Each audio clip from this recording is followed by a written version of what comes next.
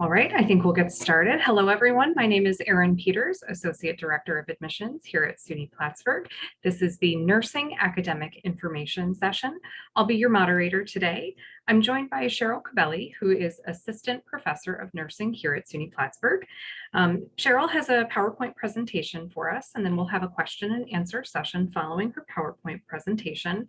The entire session will take us until about noon, so we have another 40 minutes or so that we have to be with each other today. I want you to know that if you have any questions during the question and answer session, you can use the chat feature. And I'll moderate that chat. So once we get to the Q&A, I'll pose your questions to Cheryl. And if you have any questions following today's academic information session that didn't get answered or pop to mind after the presentation, please feel free to send those to us at admissions@plattsburgh.edu. And at this time, I'm going to turn the presentation over to Cheryl. Thank you. Good morning, everybody. Hopefully you'll get all your questions answered and decide to choose the nursing program here at SUNY Plattsburgh. So next slide. This is our pre-COVID 2019 group of nursing. Obviously, no one's having masks, and these are our graduates, all successfully employed, most of them prior to even graduating. So they're very happy at that point. Next slide. So we have two programs here, and we have our first year entry, which is right from high school or through a joint admission through Clinton Community College, which is our associate program for nursing. We have an RN to BSN program for nurses who want to go back to get their bachelor's of nursing. Today, we're mostly talking about our direct entry program. We have future plans for graduate programs and an accelerated RN program for people coming in with other majors. Next slide. So why would you want to choose Plattsburgh above all the other schools that you're looking at? Well, when looking at schools, you want to find out first and foremost, what is your NCLEX pass rate? And at SUNY Plattsburgh, despite everything last year that our seniors went through, we have a 98% pass rate. The New York State pass rate is 87%, national is 91%. So we are well above the state and national level for NCLEX pass rates.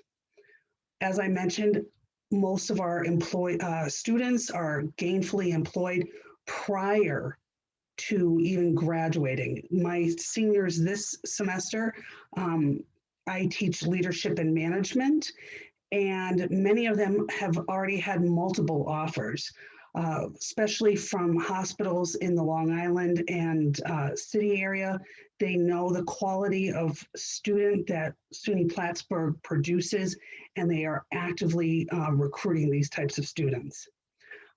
For nurses who want to go right into graduate school, whether it's for nurse practitioner, nurse midwifery, nurse anesthetist, or graduate education, we provide everything you need to make that transition very smoothly. We have research classes, you have your writing requirements, you're ready to start graduate school. And you're ready to take an active role in being a change agent in our healthcare system today. Next slide. So for high school graduates, if you're interested in looking at a nursing program, we will graduate you in 4 years with a Bachelor's of Science Nursing. You will have meet and exceed all the requirements to sit for your national boards, which every nursing program has to provide students, and that's the only way you can practice as a registered nurse is if you pass national boards. And we can do this within 8 semesters of study. So your first year, it is very competitive, and I am not going to lie, it is very competitive. And you have to have some certain qualifications to become a nurse your freshman year. You have to have 3 units of high school science, and that includes biology and chemistry. You have to have 3 units of mathematics, all the way up to algebra 2, because nursing is, believe it or not, very math and science heavy. We look at also what did you do in high school? Were you on the sports team? Excuse me. Do you have, are you on any clubs? Do you volunteer at your church or synagogue or mosque? Do you do anything like that to make you a well-rounded individual? And we look at that because nursing is such a holistic science and profession that we want to look at everybody as a whole, not just you were a great academic student, but really didn't do much else. So that is where Erin's office really helps with looking at that if you need any more information. If you're an international student, we have a department that will help you answer any questions along with the admissions department if you need anything for coming in as an international student. So how do you learn? Well, learning has changed in nursing from when I went to nursing school, even 5 years ago. We use high fidelity mannequins. And what that means is the mannequins do real life interactions with our students. So if the instructor wants them to pretend to have a heart attack or have a seizure, the mannequin actually does that. The mannequin will verbally respond to questions to you. So it lets you practice without really any bad outcomes. We use electronic medical records, which all hospitals in the United States are currently using to get you familiar with how to navigate electronic medical records. We do labs where you can practice your skills, such as IVs and medications. And we have a lot of other online access to resources that have been integrated throughout the curriculums of all the nursing courses. So what we have is we have our nursing classes, but then we have our conjugate classes that you have to take to get you ready to actually take the nursing classes. So nursing doesn't really start until your sophomore year. So first year, you're going to be taking a lot of sciences, human nutrition, statistics, psychology, sociology, development, because they all are very integral in going forward with the nursing courses. So having these are all the sciences that you will be required to take.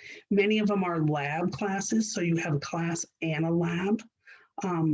And then we go into some of the nursing classes that you will be expected to take. Next slide. So as your sophomore year, this is where the fun really starts.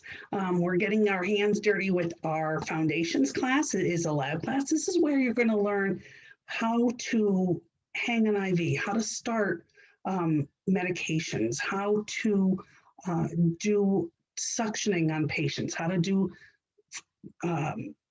traction on patients, bandage patients, wound care. So you're learning all the basic skills, which is very unique because going into junior year, when you're on the floor taking care of patients at the hospital, we don't have, all your skills have been checked off, so you're ready to go. So we found that was the best way to maximize your experiences in clinical. In the spring, you'll take health assessment, and we also have a health promotion and social justice class that we have you also take. Again, this helps you get ready for working in the real world. And all of our graduates will tell you the same thing. They were very well prepared starting their first jobs or going through nurse residency programs or specialty areas. So they will get you ready for today's healthcare needs. Your junior year, it is a very busy year. You see, you have two 6-credit classes. So I teach the adult health one, which is our medical surgical class, which is one of the 6-credit classes. And I also teach pathophysiology. So they are very heavily science-based. But this is when you're going to be in the hospital for 2 days for 2 8-hour shifts, along with doing simulation. You also take pharmacotherapy, so you understand the drugs and the medications and the treatments that patients are having to go along with their adult care nursing course. Spring semester, you're going to have maternity, part 1, where you're going to look at mother and infant. You're also going to expand on the med-surg 2, which is care of the adults. You're going to understand and learn how to read and dissect a research paper.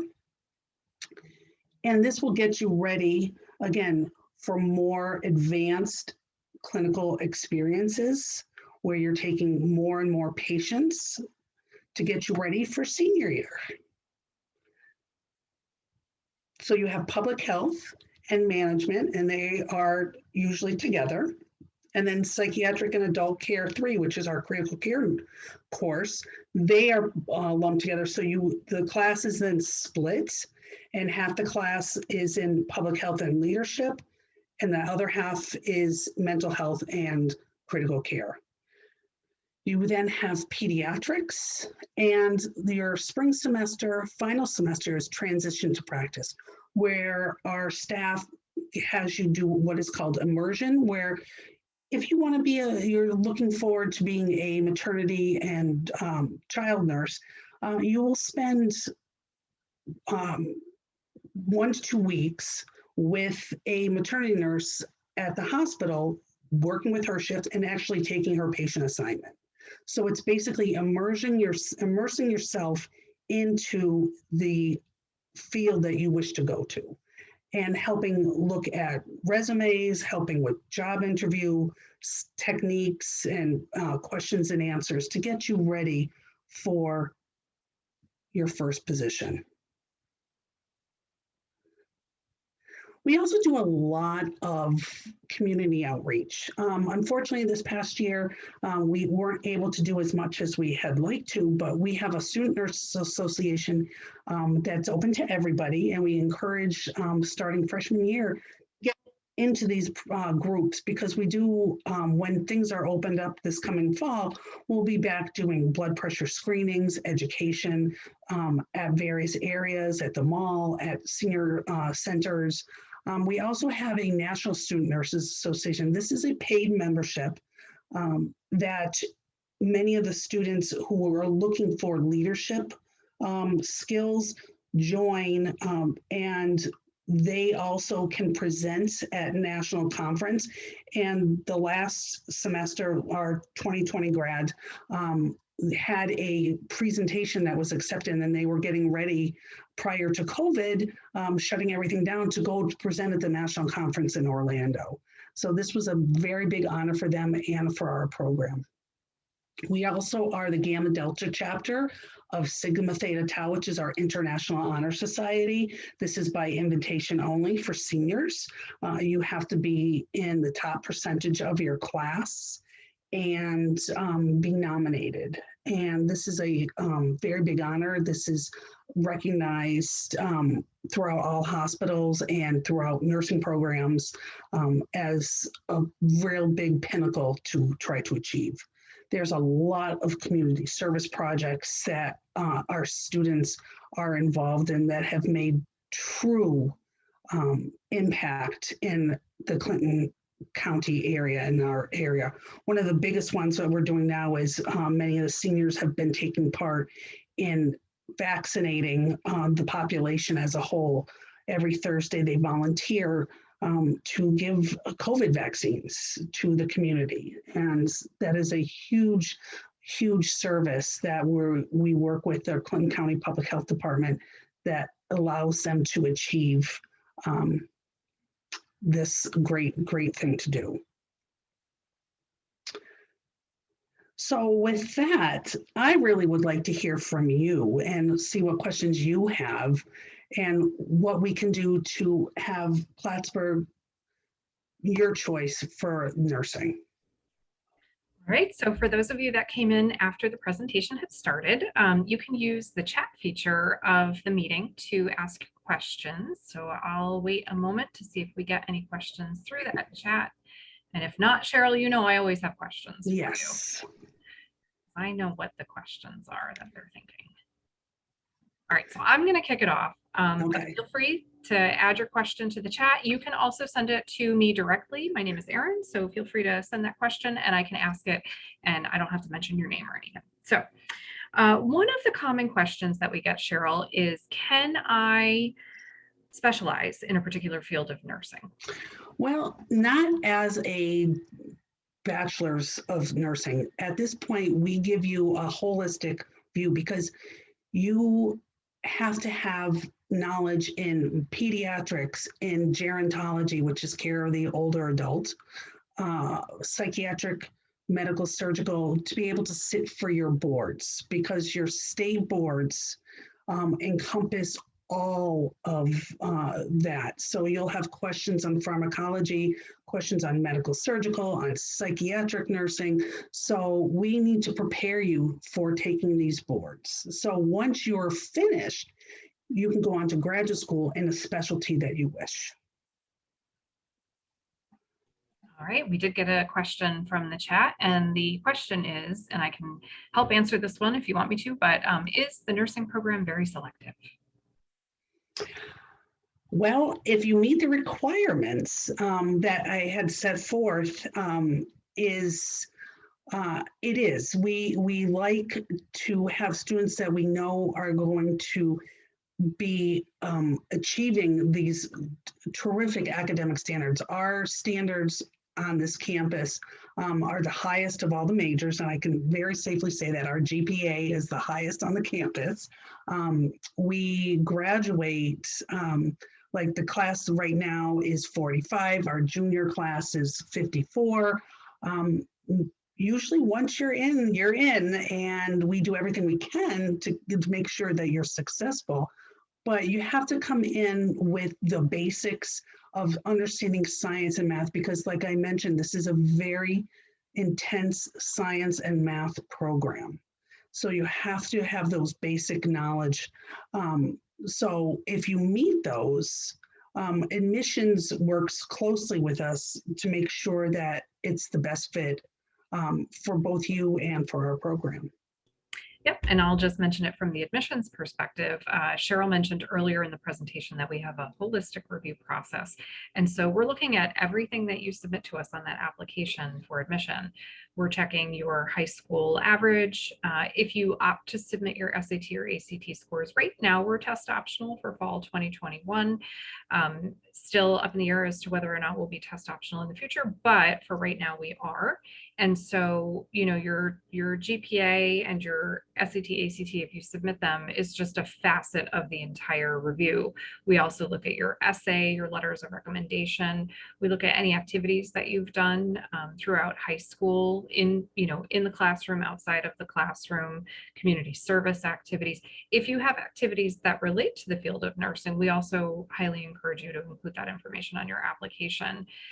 If you show an interest in the college, that's also really good. You know, if you visit the school, and we are open for visits right now, we do virtual appointments too. So you can always connect with us virtually, just like we're doing today. So definitely send us as much information as you can when you apply. For the fall 2021 semester, we are nearly at capacity. The deadline to apply is May 1st. If you're here today and you've been accepted for the fall semester, congratulations.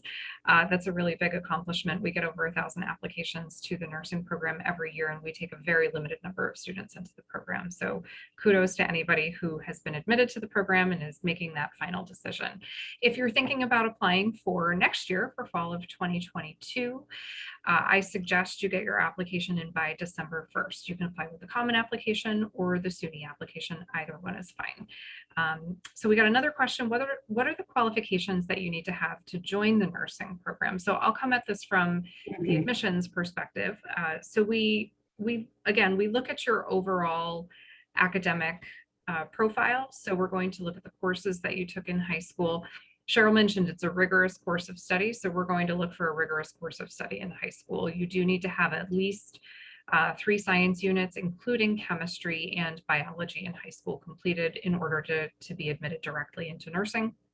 Additionally, you have to complete through the sequence of advanced algebra and trigonometry for mathematics. But I'd say don't stop there. You know, if you have the option to continue with your math and your science courses in high school, you should do that because it will add to the rigor of your program. Students sometimes take advanced placement or AP credit. It is not required for admission to the nursing program, but it certainly adds to the value of your education if you have access to those courses. Some students don't have the same access that others do, so that is why it is not a requirement. We do look at your overall grade point average.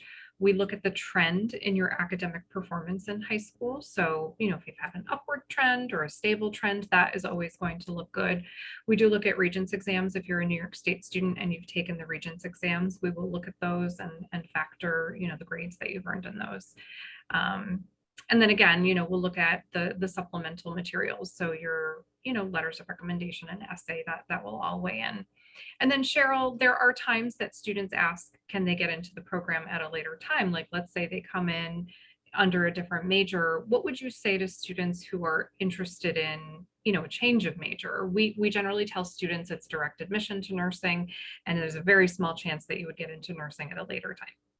Well, that's a great question because not everybody is successful and everybody may decide that it might not be for them. So what we recommend is if you're really serious about joining the nursing program, come and talk to a nursing professor because we are also advisors and we can help you guide the courses you need to be successful. We do take a small amount of transfers from other majors, a lot of biomedical majors, med tech majors, or some undecided who pursued the sciences that we showed you on the freshman first year slide. So if you're really serious and did not get in, come talk to one of us. We could show you some of the classes that you should be taking to help facilitate for sophomore entry to have a direct access. So that would be very helpful, like taking exactly the same things that the nursing students who are currently accepted. That will increase your opportunity and your chances of filling a slot that maybe somebody decided not to pursue. For various reasons. Yeah, but Cheryl, it's a pretty small number, right? Like it's a very small number. I would say for this current sophomore class, I think we took 5. Yeah. So limited opportunities, not out of the realm of possibility, of course, but just something that students will have to factor, you know, if they do not initially get admitted to nursing, but then wish to be considered at a later time. It is a risk that you run, you know, that you may not get into the program at a later time, but certainly not out of the realm of possibility. Okay, I have another question for you. Where do clinicals happen, and do I get to choose where I'm placed? Well, unfortunately, you can't really choose, but we work with you if there is a conflict. And that's what I'm doing right now. I just had all my sophomores give me if there's conflicts because right now it's registration. So some have to take classes that may interfere with, say, morning clinical, and morning clinical is 6:30 to 2, and evening clinical is 2 to 10 p.m.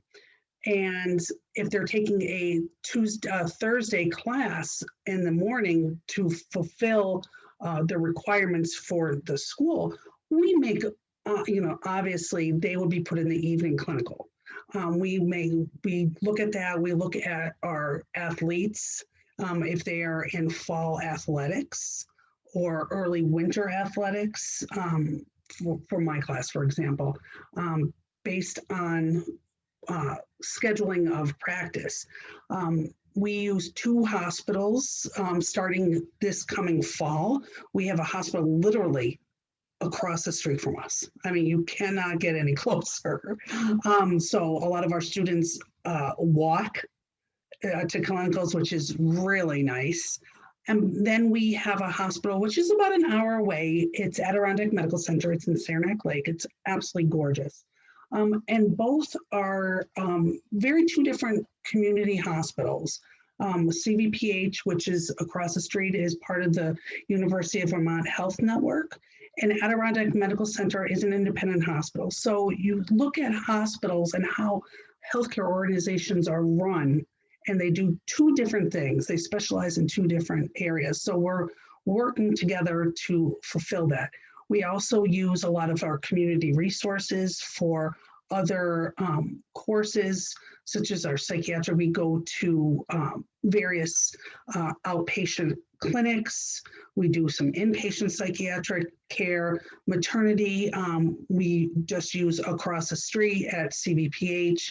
Pediatrics is a little bit tough right now. We don't have a very large pediatric hospital population. Usually those children are very sick, and they do get life flighted to our level 1 trauma center in Burlington. But we provide a lot of different opportunities, and we work with you in your schedule because we want you, again, to be a well-rounded student here on campus. So if you're involved in a second major, and you might be asking this question, or sports, we work with you to make sure that we can accommodate you. Thank you, Cheryl. So I think you covered this, or it was on one of the slides, but how many hours of field work experience can a nursing student expect to complete as part of the program? Every semester is a little bit different, but in total, it's 196 hours for almost each year. So it's a total of about 700 hours. Again, then that includes live human-to-human contact, simulation, lab time, and any online simulation that we use. So I know for my adult health class, it's 124 hours that a student will come out with as a junior, just from my class alone. Can you talk a little bit about the simulation lab? Because you mentioned earlier, like they can have a heart attack and they can do some other things. I would imagine that's a little heart pounding. So can you talk a little bit about what happens there? Well, I develop scenarios based on whatever topic. So I teach the cardiology and respiratory section. So if we're doing cardiology session in class, I will develop a scenario for somebody to have a heart attack, and I will tape verbal responses to some of the common questions, and we can change on the monitors their EKG tracings to show that the patient's having a heart attack, and they could say, I'm having chest pain, please help me. We can start IVs on them, we can put chest tubes in them, we can put Foley catheters in them, and you know, we could shock them if they go unresponsive. We do CPR on them. So if we make a mistake and the patient dies, which it will happen, it's okay. It's not a real person. So it's good to make these kind of mistakes in a mannequin than in a real world situation. So it gives the students more confidence going into the hospital setting. And simulation starts sophomore year in foundations and health assessment. And so they are well versed in the simulation lab before they even get to my class and to doing real nursing care as a junior. So it's practice. It's good practice. Yeah, I imagine for sure. It is kind of weird though. It is kind of weird when SimMan, that's what we call him, SimMan, says some of the responses, and he blinks his eyes and everything. Does everything a human can do. Everything a human can do. What are some minors that students can add with nursing that might be beneficial for the program? We work very closely with the Latin American Studies, which is literally next to us in Hawkins Hall. And we have a lot of students who have Latin American Studies as a minor. We have one student who's graduating this year with a major in Latin American Studies. It's just unbelievable. A lot of students also look into communication and communication disorders, which is part of our Health and Human Services school. So it's like a sister major for us, and they could do that. And what's nice is because it is not clinical lab time of major, which can be tricky. We have a lot of food and nutrition minors.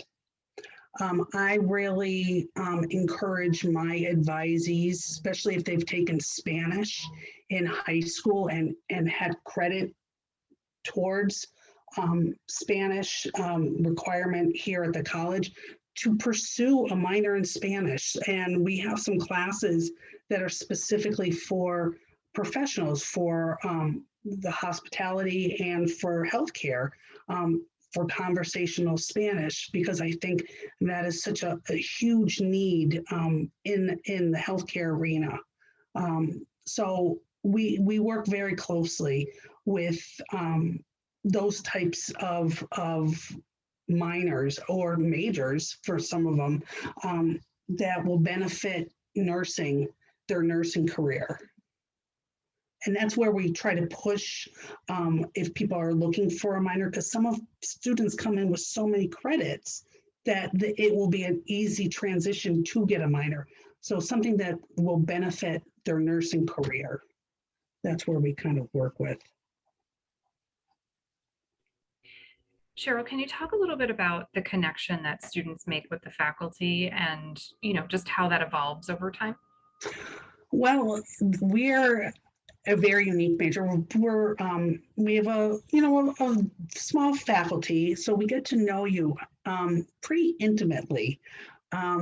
I have students sophomore, junior, and senior year, so I see the transition the most, and we work very closely because we're all clinical instructors also.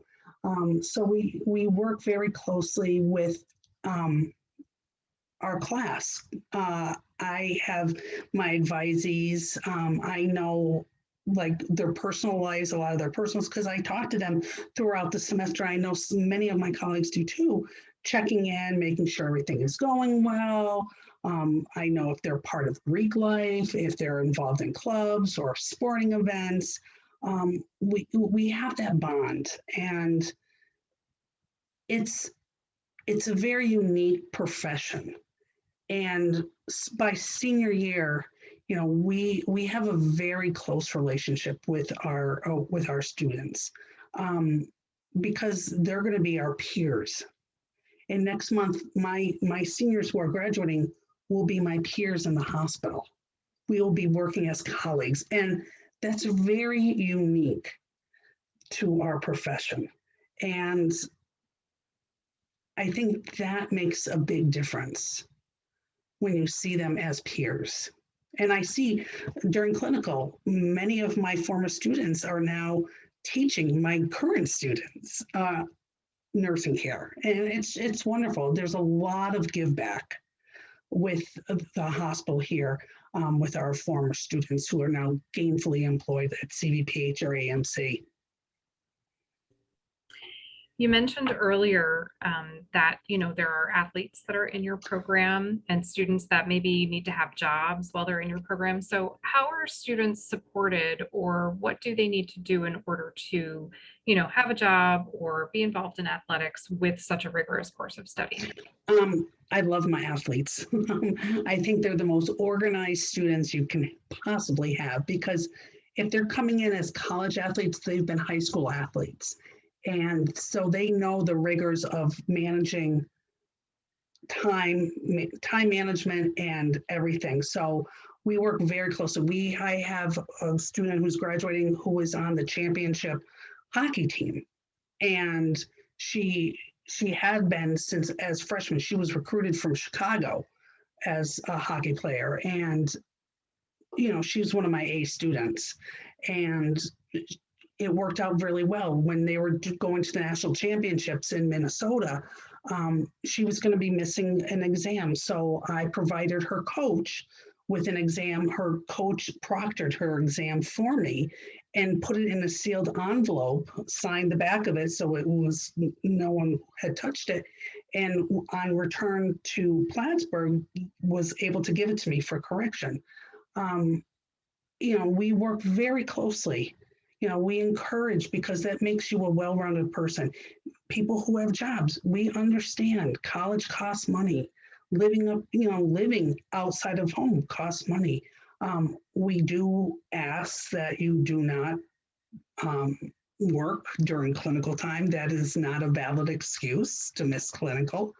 But we will work around you at your time. And we give you that information, your schedule, before classes even start. We open the syllabus and the schedule usually a couple days, so you have an idea to plan your life for the rest of the semester.